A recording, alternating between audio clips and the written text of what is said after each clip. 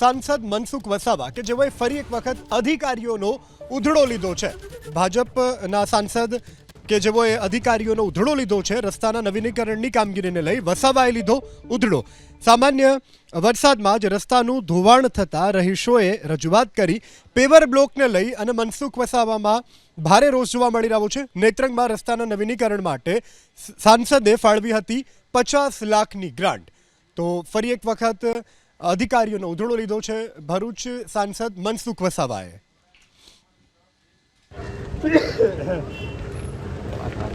તમારી भी जवाबदारी है व्यवस्थित રીતના ચાલુ કરો કોઈને કોઈ ટકાવારી નહીં મળે એસ્ટિમેટ પ્રમાણે રસ્તો સારો જ હોય ફરી કામ ચાલુ કરવાનું હોય ને ચેરમેનને કહો તો મને કહો અમે આવીશું હું ના હું તાલુકો આવશે 15-20 દિવસની અંદર કામ પૂરું થવું જોઈએ। લોકો કેટલા દુઃખી થાય તમને ખબર છે? તમે બોલો ને તમે પૈસા આપ્યા જિલ્લા પંચાયત બાંધકામ